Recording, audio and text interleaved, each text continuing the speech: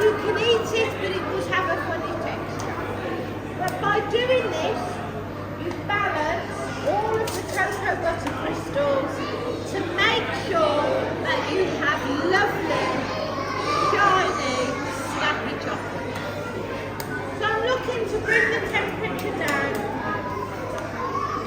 It's melting in my machine at 45, okay? But I would leave it to be about 27 and a bit. Even if you just melt chocolate in a Cadbury at home and you're going to make it into something, you must do this. Okay? So, can you see now? The chocolate is getting thicker, stickier and shinier. Can you see now how it's sitting on the top? So one more maybe, one more. There you are. So, to me that looks as though it's ready. But of course, I would need to just double check.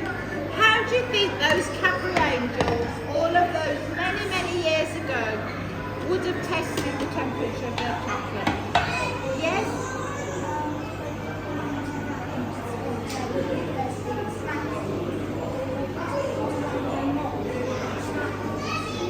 No, they want to know it was cooler before it went into there. Do you think they might put the finger in it? No! They would, you know. They would. It was a very, very good answer. And if you put the chocolate in the mould, so you are right in a way, because if you put the chocolate in the mould and it's too hot, it won't come out. So that was a very, very good answer. But the ladies, all of those years ago, would just do this. They didn't have the food hygiene, they didn't have the health and safety that we have today. And for all we know, they probably tested it on the lips. Chocolate was very, very, very, very expensive, so none of it was ever wasted. So pop it into your mould, now we know it's cool, like so. There we go. Give it a little bit of a tidy up. There you are. Now when you temper chocolate again, whether you do it by hand or by a machine, you will always get a little bit of air go into that chocolate. So all you need to do is scoop that and all of the air bubbles will come to the top. Okay, so if I leave these to set now, I will get some nice little solid chocolates. Would you agree? Nice.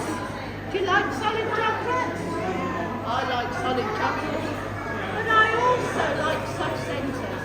So do you think I could change these from little solid chocolates to soft centres? Ooh. You see, I can, and it's not as difficult as you may think. Who's got the nicest hair? Can I test my chocolate on your hair? No! Can I test it on your hair? Can I test it on yours? Yes. No! Do you know what that means? On your hair? Do you know what that means? It means I'm going to have to test it on my own hair. So, if you do it like that and it doesn't come out, it means you've tempered it correctly. But then when you tap it and shake it, it comes out. This is a process called shelling, and it does exactly that. It leaves you a shell of chocolate on your mould and space for any of those delicious soft centres. You would then leave that to set. Now obviously we pop ours in the fridge so you can see, but all of those many years ago, they would have just been left in an ice cream. When those are set, they look like so. The soft centres should go in, and then the chocolate goes back on the top, and they look like so.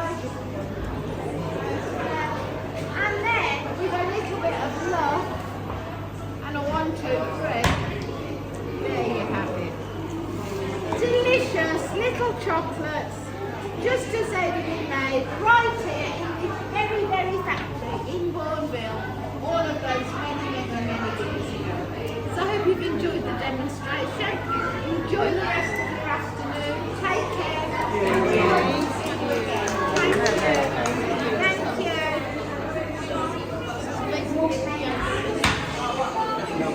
Watch the thing halfway through. How are you, ma'am? I'm okay, thank you. How are you?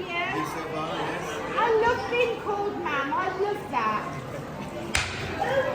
I love that. We don't do that over here. It's not a phrase we use. Always, yeah. It's lovely, I love it. Yes, so you're having a nice time?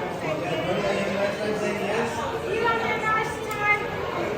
So do you live here or are you on holiday? We live in London, so we just come over to see my sister and we live here.